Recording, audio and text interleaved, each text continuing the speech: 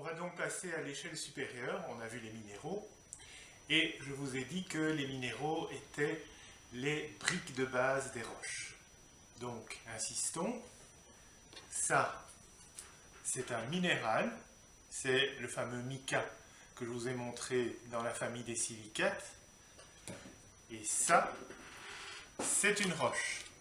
Et donc, vous voyez qu'il y a plusieurs types de minéraux dans cette roche, dont, d'ailleurs, les points noirs qui sont des micas.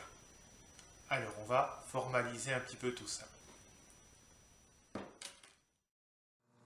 Formalisons un petit peu cette notion de roche. Voilà par exemple une roche appelée granit, qui est une roche qui cristallise à partir de magma. J'y reviendrai. Elle est constituée de 3 types de minéraux différents, du quartz, des feldspaths, des micas. Autre type de roche, un conglomérat, on parle aussi de poudingue, ce sont des mots qui sont synonymes. Ce conglomérat est constitué de fragments d'autres roches qui constituent les galets et de sable qui constitue le liant entre ces galets. Troisième exemple, un calcaire, c'est constitué de fossiles, en l'occurrence ici des ammonites, et de cristaux de calcite qui vont former le liant entre ces fossiles. Donc, définition, les roches sont des matériaux naturels, c'est important, cohérents ou meubles, c'est très important aussi, donc une roche peut être non cohérente, constituée d'un assemblage de minéraux. À ces minéraux peuvent s'ajouter des fossiles et des débris d'autres roches. Voilà donc l'équation qu'on peut écrire. Quelles sont les différentes familles de roches? Vous allez voir que c'est relativement simple puisque on n'a que 3 grandes familles de roches.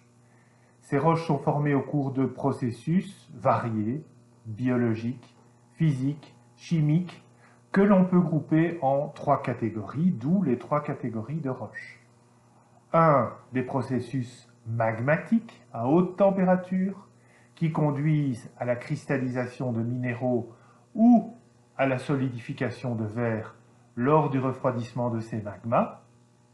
Ces magmas sont en général constitués de silicates et on a une image mais imparfaite de ces magmas avec les laves. Pourquoi imparfaite?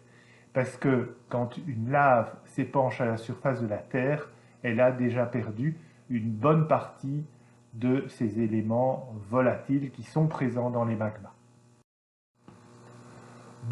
Des processus sédimentaires qui comportent la mobilisation de substances, alors c'est des substances solides plus des substances dissoutes par l'érosion de roches qui ont été altérées, le transport de ces produits, encore une fois solides et dissous, par le vent, l'eau, la glace ou la gravité, le dépôt des grains solides ou la précipitation des substances dissoutes, soit par des organismes, soit de manière physico-chimique, et enfin, la transformation du sédiment en une roche sédimentaire, qu'elle soit cohérente ou non. Et enfin, 3, des processus métamorphiques, qui sont responsables de recristallisation et de réaction entre les cristaux d'une roche préexistante, quand elle est soumise à des conditions de température et de pression différentes de celles qui régnaient au moment de sa formation.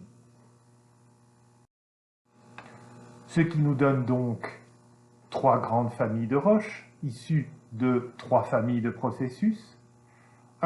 Les roches magmatiques ou ignées, ce sont des synonymes, du latin ignus qui veut dire enflammé. 2, les roches sédimentaires. Et 3, les roches métamorphiques, du grec métamorphosis, qui signifie changement de nature.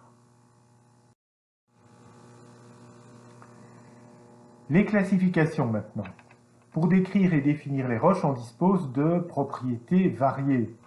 Vous pouvez parler de la dimension des cristaux, des grains, de la texture, de la couleur de la roche, de sa composition chimique, de la proportion des différents minéraux, de la présence et de la nature des fossiles, etc., etc., ce qui fait beaucoup de propriétés.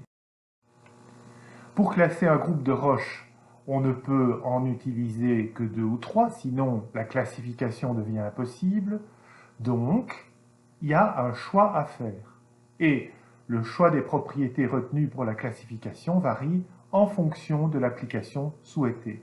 Ce qui veut dire que les critères de classification d'une roche, comme un calcaire par exemple, vont être différents pour un géologue, un cimentier ou un ingénieur. Il existe donc plusieurs types de classification pour les différentes familles de roches et il s'en crée toujours de nouvelles qui sont justifiées par le progrès des méthodes d'analyse et par le progrès des connaissances. Bien sûr, une classification n'a de valeur que si elle a une large audience et il faut donc adopter la nomenclature la plus en usage auprès du public auquel on s'adresse.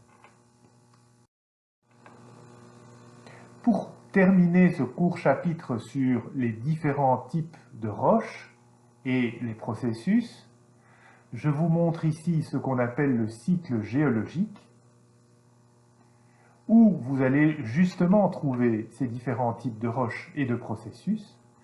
Alors comme c'est un cycle, on peut partir d'où on veut. Je vais partir ici du magma. Donc c'est un bain fondu qui, par cristallisation, va donner des roches plutoniques, cristallisées donc en profondeur. Ces roches, une fois remontées à la surface par des processus d'érosion, vont subir une altération dans des conditions de pression et température différentes de celles de leur cristallisation. Elles vont être érodées, ces roches.